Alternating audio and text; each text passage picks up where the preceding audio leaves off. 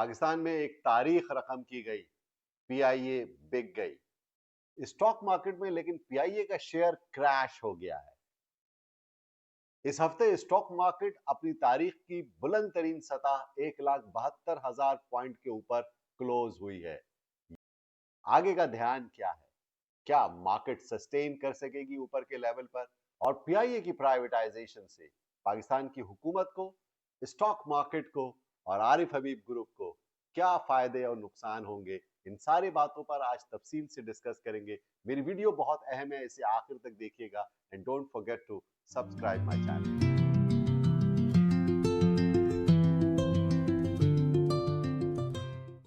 अस्सलाम वालेकुम, मैं हूं शकील उनवर कमाल और हाजिर खिदमत हूं आपके सामने स्टॉक मार्केट का वीकली राउंड अप लेकर के। जैसा कि आप जानते हैं कि गुज़िश्ता हफ्ते पाकिस्तान में एक तारीख रकम हुई और long awaited privatization of PIA जी, नेशनल फ्लैग कैरियर जो है, इसे प्राइवेटाइज कर दिया गया। इसकी निचकारी के अमल को आप सब ने देखा और बिडिंग प्रोसेस को आपने देखा और 135 अरब रुपए की हाईएस्ट बिड की आरिफ हबीब कंसोर्टियम ने, जिसके बाद इसे उस ग्रुप के हवाले अप्रैल में कर दिया जाएगा और उसकी तमाम तर जो डिटेल्स है वो आपके सामने आ ही रही होंगी। मोटी मोटी बातें ये हैं कि लोग ये कहते हैं कि सस्ता बेच दिया, कौमी इदारा बेड़ा गर्क हो चुका था और उसको सस्ता बेच करके कौड़ियों के भाव बेच दिया गया। कोई कहता है कि ये डील हुकूमत के लिए बहुत जबरदस्त है।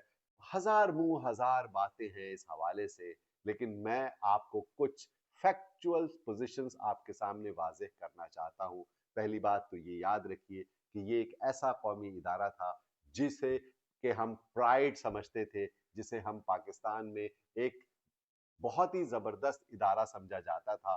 लेकिन ये आज की बात नहीं है, गॉन वर द डेज। ये 30-40 साल पुरानी बात है कि जब इस इदारे की कोई अहमियत थी। यकीनन पीआईए जिन लोगों ने बनाई और उसके बाद इसके कई एयरलाइंस इसके सामने खड़ी हुई और पीआईए के इंजीनियर्स और उसके स्टाफ के लोगों ने एमिरेट्स और सऊदी एयरलाइंस में भी बहुत ज़्यादा कारहाय नुमाया सर अंजाम दिए।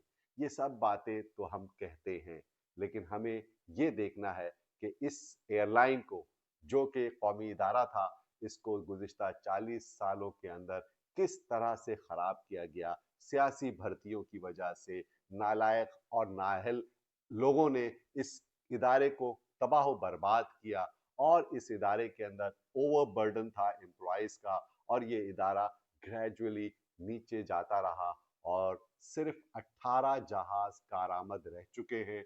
600 अरब से जायद का बैकलॉग लॉसेस हैं।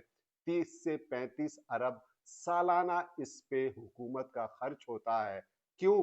कि वो इदारा वायबल नहीं है, प्रोडक्टिविटी नहीं है, उसके अंदर प्रॉफिट्स नहीं है, तो हुकूमत को 35-40 अरब रुपए सालाना इसे देना पड़ता है, जो कि एक लीकेज है, एक बहुत बड़ा होल है नेशनल एक्सचेकर के ऊपर, जिसकी वजह से ये टैक्स पेयर्स की मनी है जो कि एक इदारे को संभालने में दी जा रही थी। इसके अवामिल क्या कुछ थे, इस पर बहस बहुत होती रही है। मैं आगे की बात करता हूँ कि जिन हालात में इसे प्राइवेटाइज किया वो बहुत बेहतर करके किया गया है। इसकी रीस्ट्रक्चरिंग की गई और इसके बाद गुज़िश्ता 2-3 साल के अंदर इसको वायबल बनाया गया बेचने के लिए। 600 अरब रुपए के लॉसेस को एक अलग होल्डिंग कंपनी में शिफ्ट किया गया और इस कंपनी को, जो कि आरिफ हबीब ग्रुप ने हाईएस्ट बिड 135 अरब रुपए देकर के ली है, इसके 30 अरब रुपए के असासे हैं, 18 जहाज हैं, 6,500 से जायद मुलाजमीन हैं और 78-79 के इंटरनेशनल राउट्स हैं जिसके ऊपर ये इदारा काम करेगा।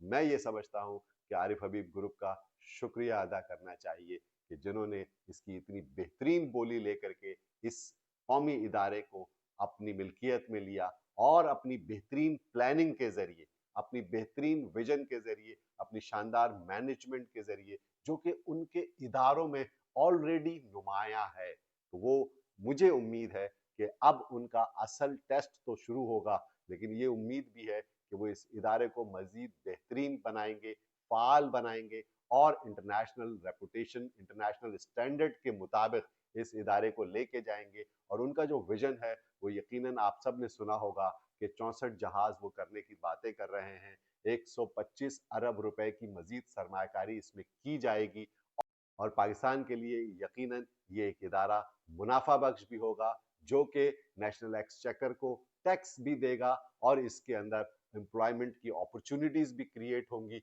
और ये इंटरनेशनली पाकिस्तान के लिए एक काबिल फख्र शनाख्त का बायस भी बनेगा।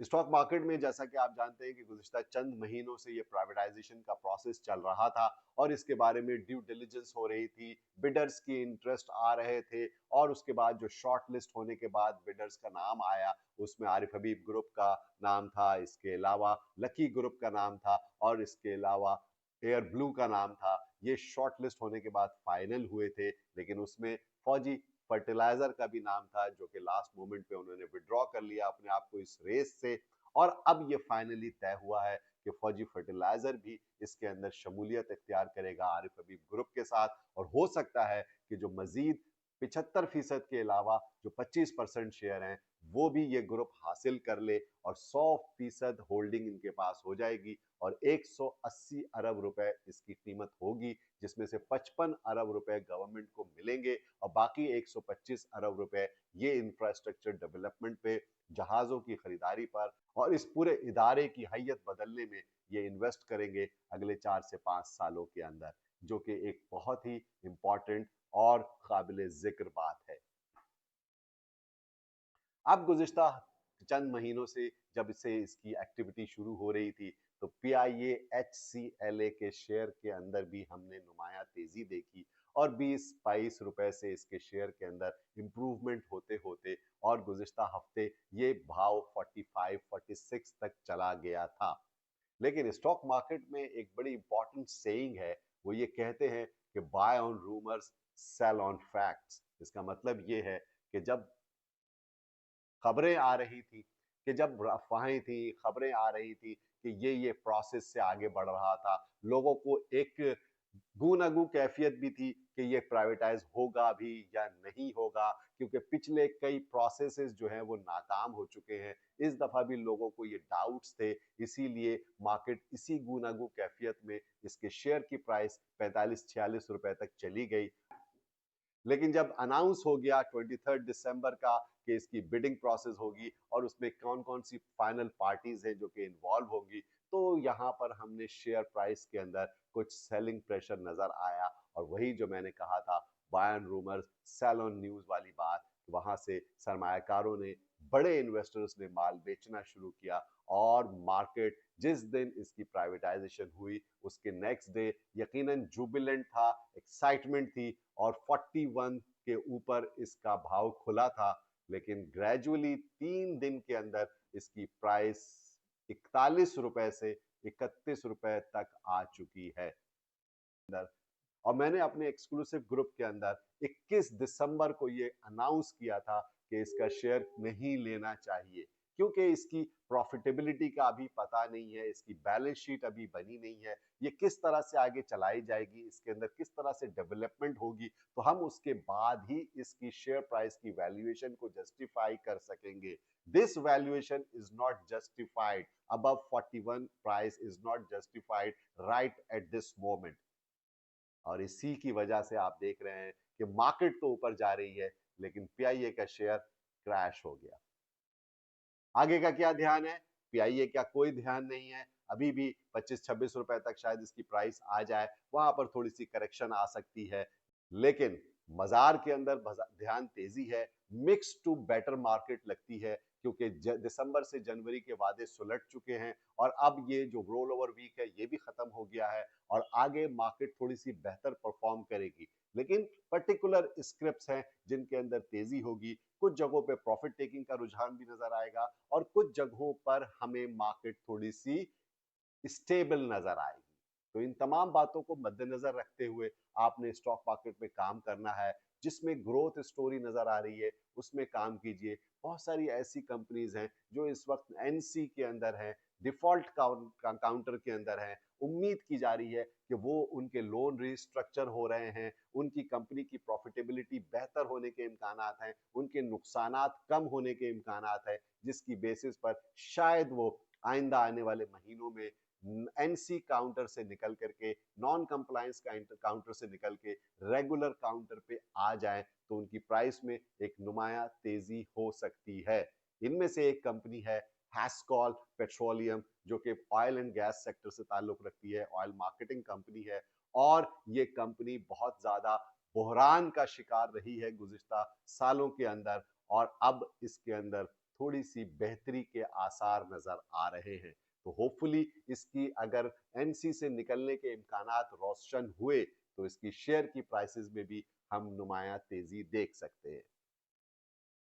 ओवरऑल मार्केट के अंदर oil and gas sector specially perform करता हुआ नजर आ रहा है। पीपीएल मैं बार बार कह रहा हूं कि वो लीड करेगा। साथ साथ सर्ल पाकिस्तान जो कि एक फार्मास्यूटिकल कंपनी है, इसके अंदर भी मुझे ब्रेकआउट नजर आया है और आइंदा दिनों के अंदर इसमें एक नुमाया तेजी एक्सपेक्टेड है। इसके अलावा पीआईबीटीएल मेरा हॉट फेवरेट रहा है हमेशा से, उसमें जो भी डेवलपमेंट होगी उसके साथ साथ उसकी प्राइस के अंदर भी हम मूवमेंट देखेंगे। ओवरऑल मार्केट का ध्यान पॉजिटिव तो है, बट स्टे कॉशियस क्योंकि मार्केट में करेक्शन साथ साथ आएंगी। अगर आपको इस हवाले से कोई गाइडेंस और मेंटोरिंग की जरूरत है तो आप नीचे दिए हुए नंबरों पे मुझसे राब्ता भी कर सकते हैं। आप सबका बहुत बहुत शुक्रिया।